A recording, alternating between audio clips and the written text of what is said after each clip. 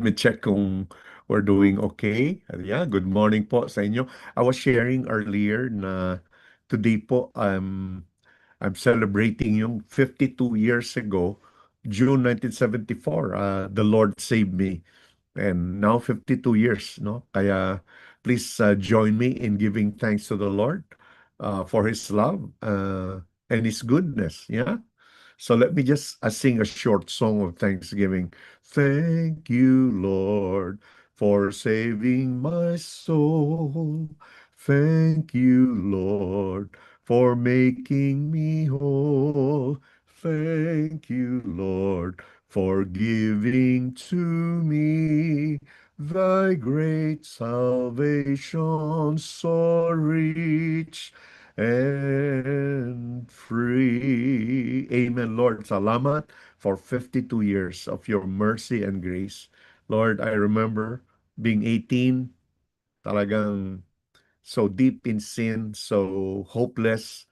And yet, Lord, you changed all of that. And you came into my life and you gave me hope. Kaya ako po, Panginoon, ay nagpapasalamat ng sobra-sobra sa inyo dahil sa inyong kabutihan. Lord, I love you. And I want to praise you today among my friends and to my family.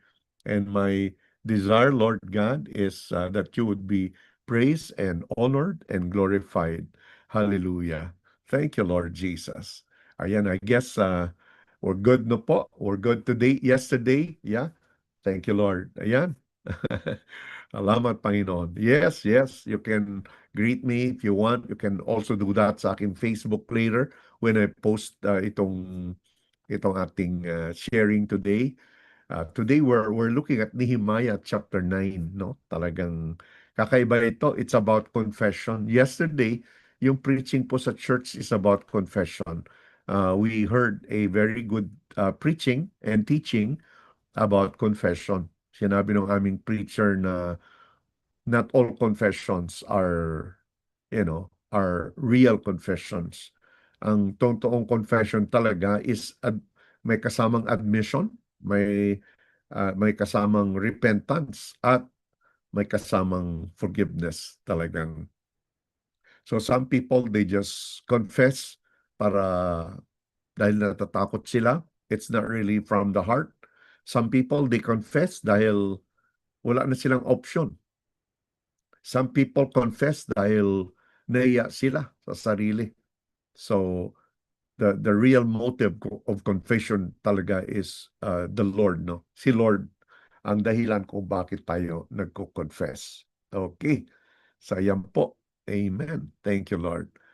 Okay, so yesterday, yung reading natin is Nehemiah chapter 1 and it's about burden, no? Si Nehemiah heard the news about the condition of Israel, back home. Nandun po siya he is at work sa Persia.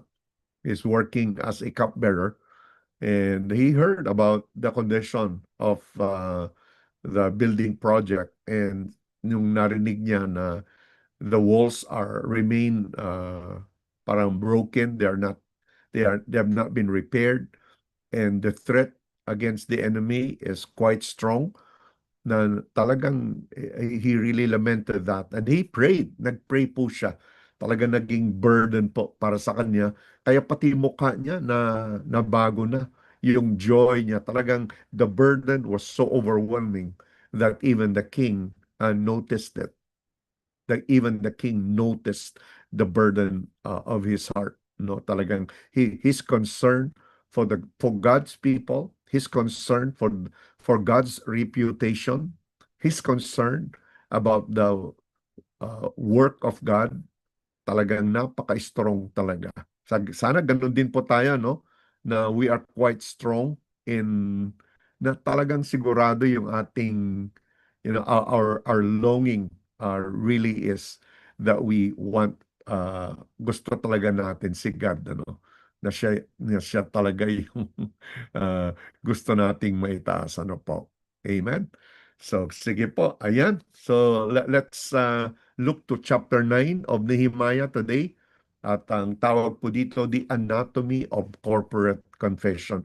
Alam po ninyo, yung leadership ni Nehemiah has become a classic example of what a true leader is. Hindi lang yung you lead people into doing what you want, pero yung what you desire is also in conjunction to what God wants. And therefore, kasi yung mga bumalik from exile, a lot of them, no, talagang they have made decisions in the past na hindi tama. And now things that have been wrong things that have been done wrong, yung conditions that are not right before God, they need to be made right, no? Kaya ito po, at the end, almost at the end of the book, there is this confession. So we're looking at this morning po, yung the anatomy of corporate confession. So babasahin po natin a lot of the scriptures, ano, para ma-appreciate talaga natin. So ang catalyst po sa confession na ito, look at this po, verses 1 to 5, no? Ang ito yung catalyst, the setting for penitence. Number one, yung timing. Sabi niya, on the 24th day of the same month, the Israelites gathered together, fasting and wearing sackcloth, and putting dust on their heads. Those of Israelite descent had separated themselves from all foreigners. They stood in their places and confessed their sins and the sins of their ancestors. Talagang nakita po natin, hindi lang yung kasalanan nila ang kino-confess nila, but also the sins of their ancestors. They stood where they were and read the book of the law of the Lord their God for a quarter of the day. Alam po ninyo, una yung timing, pangalawa yung posture, no, fasting, sackcloth, and dirt. Intentional physical expression of grief. At ang pangatlo po, you just love this. I just love this part. 4 to 6 hours of scripture reading. Yeah, gaano ba kahaba yung mga scripture readings natin? I grew up doon po in Davao. We used to read uh, parang a whole chapter, no? Pagka Book of Psalms, we would normally read the whole chapter. Okay? Kasi it's the word of the Lord. No, we begin the gathering with a scripture because we want people uh, to think of God's word. But ito po, 4 to 6 hours of scripture reading, followed by a 4 to 6 hours of prayer and confession. No? Talagang hindi lang reading, no, kundi explanation. Nagturo din si Nehemiah. Okay? Uh, Standing on the stairs of the Levites were Joshua, Bani, Kadmiel, Shebaniah, Buni, Sherebiah, Bani, and Kenani. They cried out with loud voices to the Lord their God. And the Levites, Joshua, Kadmiel, Bani, Hashabniah, Jeribiah, Hodiah, Shebaniah, and Pitaliah said, stand up and praise the Lord your God, who is from everlasting to everlasting. Blessed be your glorious name, and may it be exalted above all blessings and praise. Yan po yung sinabi nila kay God. Look at that po.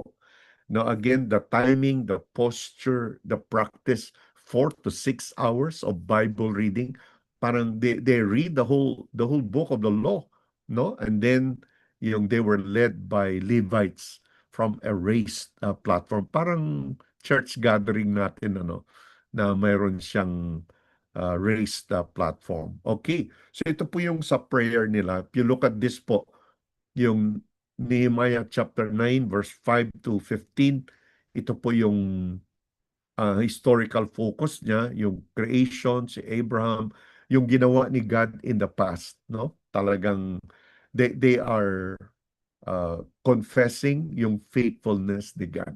Okay? So, let me just read this to you. Blessed be your glorious name, and it may be exalted above all blessings and praise. You alone are the Lord. You made the heavens, even the highest creation. Ayan po, talagang creation, no?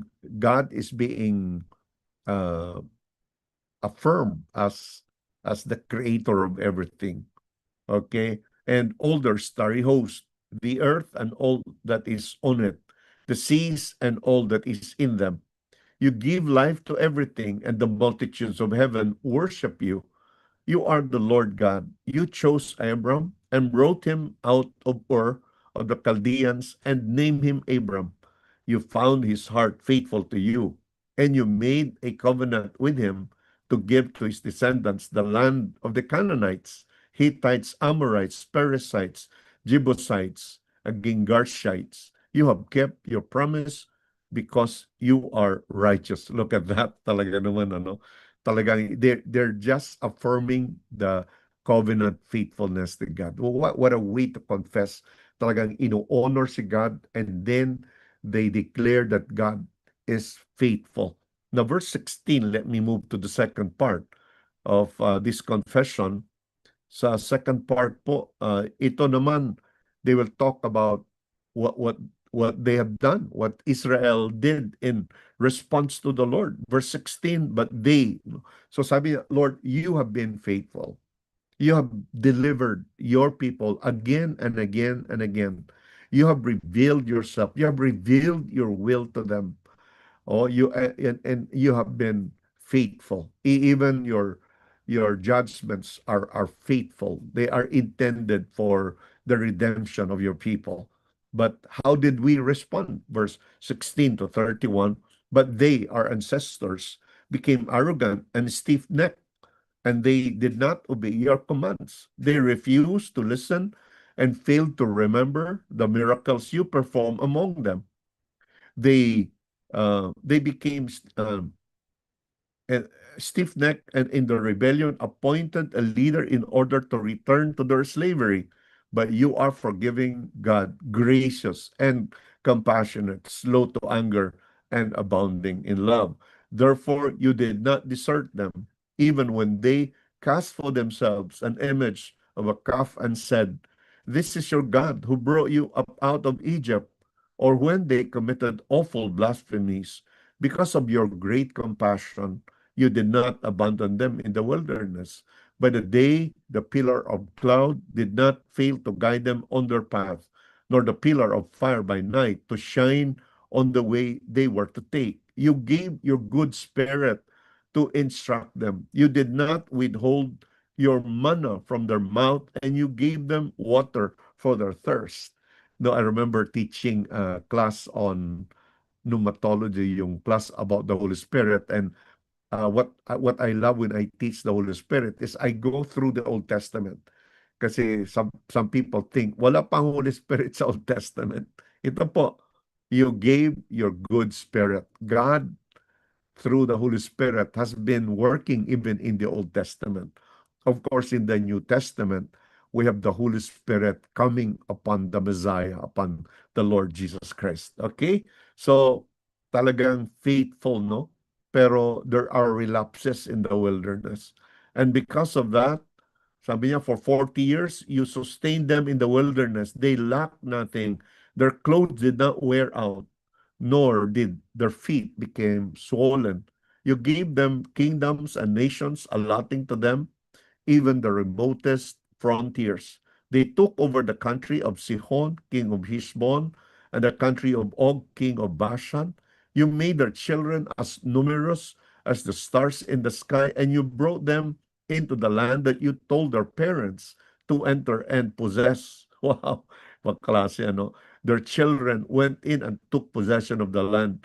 You subdued before them the Canaanites who live in the land, and you gave the Canaanites into their hands, along with their kings and the peoples of the land, to deal with them as they pleased. They captured fortified cities and fertile land, and they took possession of houses filled with all kinds of good things, wells already dug, vineyards, olive groves, and fruit trees in abundance. They ate to the full and were well nourished. They reveled in your great goodness. But they were disobedient. Ito po yung malungkot. Ano? They were disobedient and rebelled against you. They turned their backs on your law. They killed your prophets who had warned them in order to turn them back to you. They committed awful blasphemies, no? So you delivered them into the hands of their enemies. Ayan. So ayan, uh, God has been faithful. Israel has not been consistently faithful. Na yung final part ng confession, napakaganda pa rin. Post-exilic, yung present day naman po. Let me read that kasi napakaganda na maintindihan natin. So ang ginagawa dito ni Nehemiah po, we have an example of what it means to confess, ano. I think we can learn from this. No, how could we pray for our nation? I've been involved in a lot of prayer, no, for the nation, and sometimes we are only asking God to remove, what we see as evil, pero tayo ay outsiders, para hindi tayo kasama sa problem. And dito si Nehemiah, he includes himself, no? So let me read that. Now, therefore, our God, the great God, mighty and awesome, who keeps his covenant of love, do not let all these hardships seem trifling in your eyes. The hardship that has come on us, on our kings and leaders, on our priests and prophets, on our ancestors and all your people, from the days of the kings of Assyria until today. In all that happened to us, you have remained righteous. You have acted faithfully while we acted wickedly. Our kings, our leaders, our priests, and our ancestors did not follow your law. They did not pay attention to your commands or the statutes you warned them to keep, even while they were in their kingdom and enjoying your great goodness to them and the spacious and fertile land you gave them. They did not serve you or turn from their evil ways. But see, we are slaves today, slaves in the land you gave our ancestors so they could eat its fruit and the other good things it produces. Because of our sins, its abundant harvest goes to the kings you have placed over us. They rule over our bodies and our cattle as they please. We are in great distress. In view of all this, we are making a binding covenant, putting it in writing, and our leaders, our Levites, and our priests are affixing their seals today. Nakita po natin yung leadership, binigay na sa mga Levites, ano, sa mga priests. They were the ones to lead the nation back sa ating Panginoon. What a beautiful word that we have today, ano. Thank you, Lord. Oh, thank you, Lord Jesus. Thank you for your words today, and we love you for giving us your words. Thank you, Lord. Thank you, Jesus. Amen. Thank you, God. Napakagaling talaga ng ating Panginoon. Now, just going back to what we have learned dito, una, yung part 1 po, yung vertical gaze. So, ang confession, it begins with a vertical gaze. You look up to God. Okay? So, they look to God, the Creator and Covenant Keeper. So, sabi nila, you are Yahweh. You alone. Ikaw lang, Panginoon. Alam po niyo, one of the amazing, incredible things about exile is that when Israel goes back to their land, wala nang recorded uh, shift to yung idols, yung dating idolatry. Talagang they would be committed to following the Lord. And of course, uh, the challenges. So idolatry would not be as strong as they were in the past. So ito, you are Yahweh, you alone. So again, they acknowledge God being their creator, and now they worship him.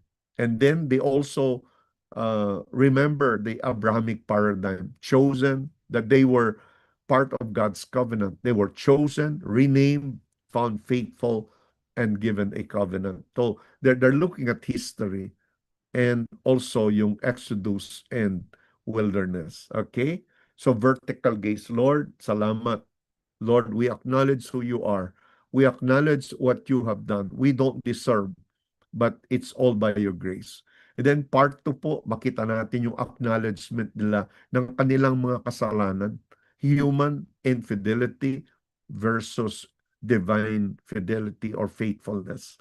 Yan po, blessing and abundance. They ate, grew fat, and delighted in your goodness. And yet, sadly po, they rebelled and blasphemed. They cast your law behind their back. So what did you do? Well, you allowed oppression and judgment to come upon them. You gave them into the hands of their enemies, and now they have cried, and now you have delivered them. Ito po yung vicious cycle in-acknowledge ni Nehemiah. Yung part 3 po, ito yung corporate realism and present distress. Yung key quote po natin, "Behold, today we are slaves on the land that you gave to our fathers." Parang ina-acknowledge nila, Lord, we are not experiencing your promise, the ideal promise that we would live in a land that you have given to us as a gift. We would eat the abundance from the abundance of the land. We would enjoy peace and righteousness. We would enjoy life with you. But Lord, it's not happening anymore. So what do? Well, they have acknowledged their sins, but now they appeal to the great, mighty, and awesome God. There's also, secondly, an explicit, very explicit, no? Talagang hayagan, maliwanag, wala nang tago-tago. Ina-acknowledge nila yung divine justice. They are saying, Lord, what happened to us is the right thing.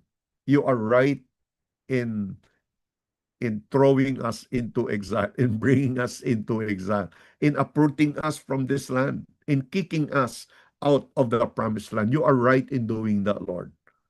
So, and then the irony that they face, na they are the Lord's people, they live in the land, but they are not free. They are under the rule of another king, not even the king that God has set for them. Okay? So ano po ang mga lessons po natin? Let me share po yung theological takeaways for the original and for us today. Okay? Number 1 po, yung Word of God as the catalyst for true repentance. Sadly po, minsan it's the pain, no? It's the pain that brings us to God. Pero sa Nehemiah, 4 to 6 hours of reading the law and explaining it to the people. And the people, when they heard it, talagang they started to cry. Umiiyak na sila. Kasi they realized, they knew what they have done. They have done wrong. So the Word of God as the catalyst for true repentance. True confession is shaped and informed by Scripture. It's not just, how we feel, but yung feelings po natin that are shaped by the Scriptures. It is possible kasi na yung grief mo is not prompted by Scripture, but by the pain and the sense of loss that you're experiencing. Pero true confession is shaped and informed by Scripture. By spending hours listening to the text, the people's mind were transformed, enabling them to evaluate their lives through God's standards rather than their own standards. Okay? Number 2, the scripturalization of prayer. Ito po, this is the one thing that one of the most important lessons I'm learning this month, and I hope you too are. That prayer is not just telling God what you want. Of course, the Lord says, "Ask and it shall be given you," but it is assumed that your asking is according to what God wants, according to His will. And how can you know God's will? Well, you will know God's will when you are immersed in the Scriptures. So, yung teaching po dito, yung post-exilic community viewed the early biblical narratives as highly authoritative sacred scripture. They were reading the the law of Moses, and for them, that is the word of God. So for us today, when praying, they and they did not offer speculative thoughts. Instead, they repeated the very words and structural history God had already laid out. It shows that effective corporate prayer is deeply rooted in biblical literacy. So, tanong, alam ba natin ang word ng ating Panginoon? Kaya nga, kami po ni Emma, especially today on my spiritual birthday, I renew my commitment to spend what is left of our lives. No, I'll be 72 this year, 71 this year, and Emma, malayo pa siya sa 70. Mas bata po siya. Oh, hallelujah.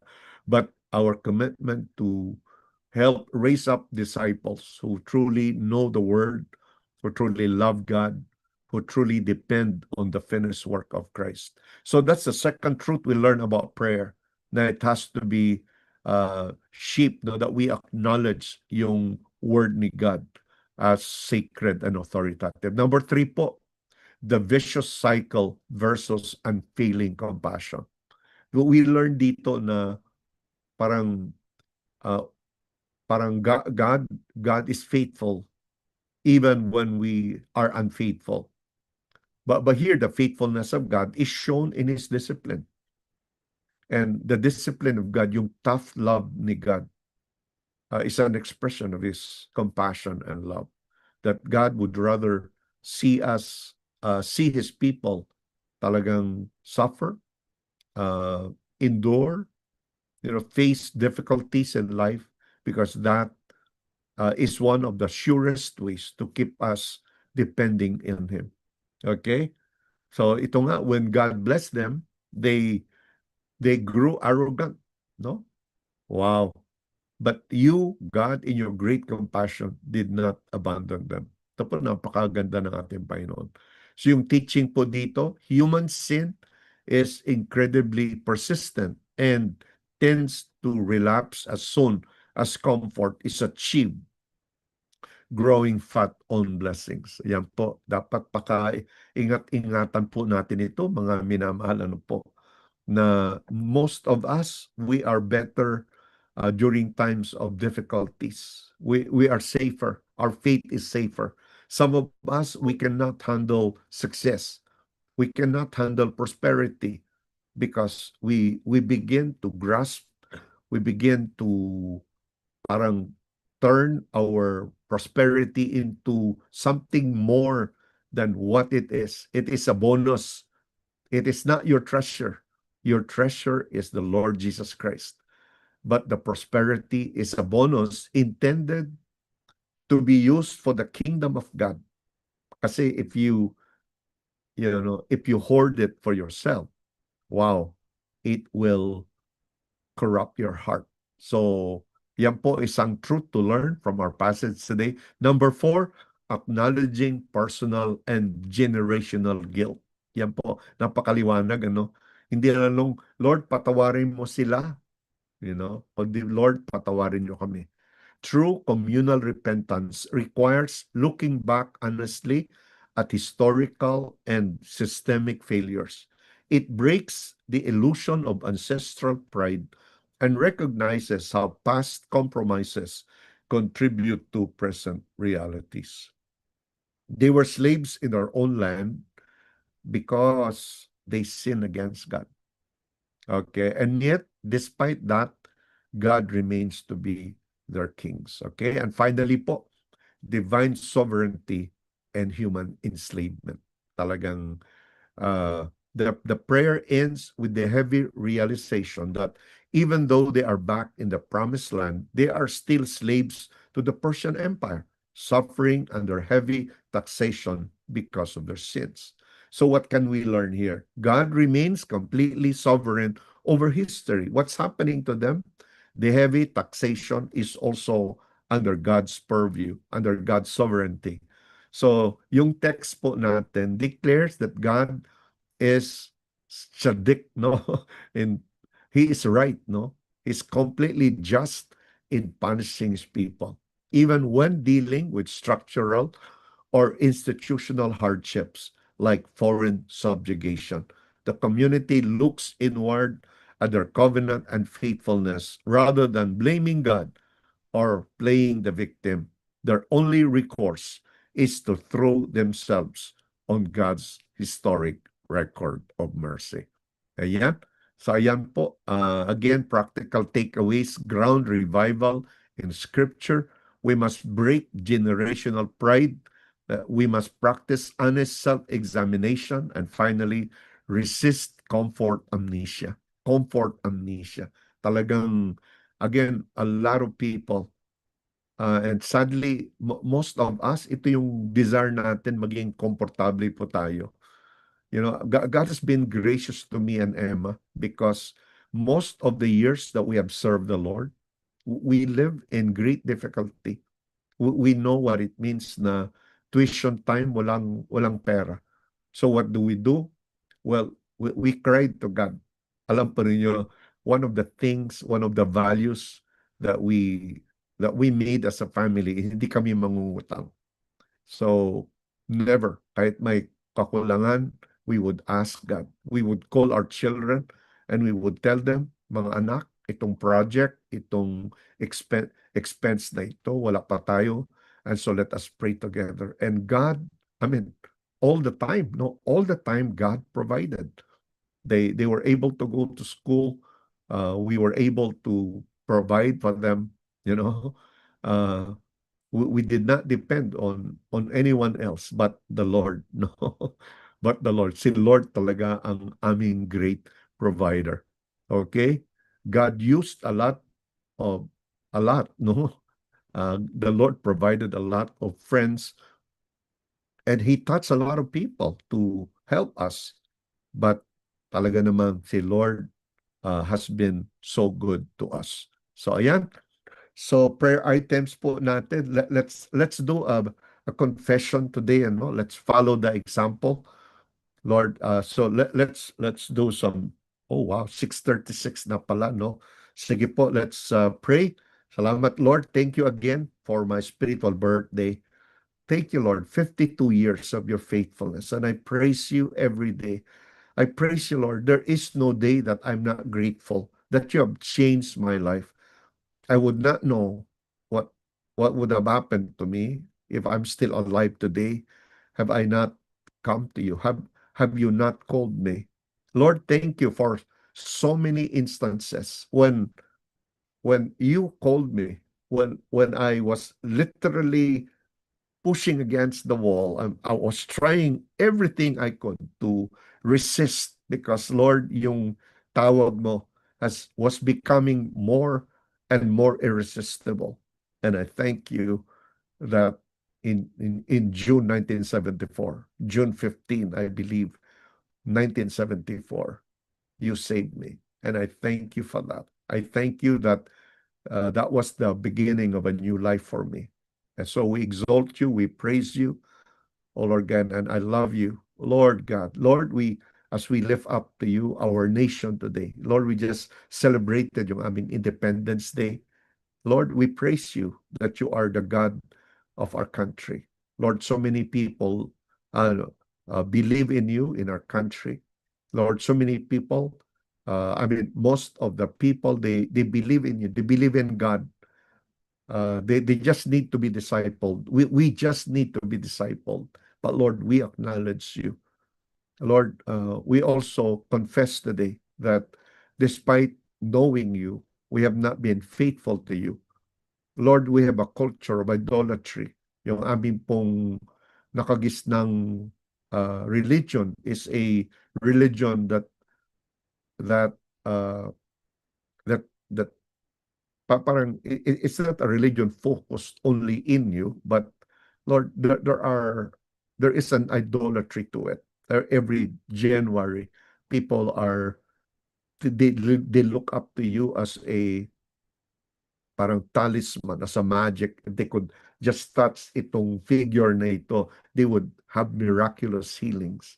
Hindi po yung personal na pagkakilala sa inyo. And that's why, Lord, ito po yung kakulangan naming lahat. na kahit alam naming merong God, and yet we do not have a personal relationship with Him. We do not embrace the scriptures to guide us. That's why, Lord, we pray that you forgive us. Forgive us for for a culture of idolatry. Hindi lang yung mga Diyos-Diyosan, kundi, Lord, we have made money, power, uh, influence, reputation to be our idolatry. Lord, we have made building great homes, driving cars, and so many stuff, Lord, to be our source of security. And that's why, Lord, you allow terrible things to happen. Yung chaos sa aming bansa when people are when our leaders are corrupt, and when we are corrupt, when we do not uh, pay our taxes, when we avoid paying the right tax dahil alam namin hindi man nila gagamitin ito sa tama. Lord, it's just a cycle of corruption. And we confess, Lord, we confess this to you. Lord, we have no other hope but a revival. We have no other hope, Lord, but for your divine intervention. So, Lord, we depend on your sovereign mercy. Lord, bring present structural hardship, yung mga problems sa politics namin, yung mga divisions in societies, our anxieties and distresses directly to God. Let the let let these hardships, Lord, yung recent earthquake sa Mindanao and yung napakaraming nasira. Lord, let all of these things lead us directly back to you. Lord, let our country go back to you. Let us go back to you. And let the city where we live right now, city of Hong Kong, also return to you. Oh, Lord God. Lord Jesus, today we thank you that we could pray this. And Lord, I thank you again for being able to celebrate 52 years of your goodness over my life. And I dedicate myself to continue to follow you, serve you, and to please you, to honor you, and Lord, to teach the younger generation about the things that you have placed into my heart. So Lord, here we are, here I am, offering myself back to you in Jesus' name. Amen. Wow, thank you, Lord. Yeah, we again another Monday overtime. Sa Saturday po is the 4th anniversary of our Unstoppables, and we have an event po. So I'll be flying sa Philippines, sa Manila on Friday. So Pilipinas kung mahal. Yan po yung ating title. And we have invited si Brother Jerry, a former military person who realized the hope of the country does not depend on our politicians. It does not depend on military. It depends on Christians who would play the role as intercessors and as witnesses of the gospel to the world. At the week after that, no, June 26, ito naman yung ating, we have another event. Ito face-to-face din po. This is a Sunday from 1:30 to 4. So we have invited yung isang police officer, yung General Cesar Binag, who is the president of Christian for Nation Building. At yan po yung ating titingnan. Ang kanyang ituturo po ay Foundations for Nation Building. It's a beautiful teaching.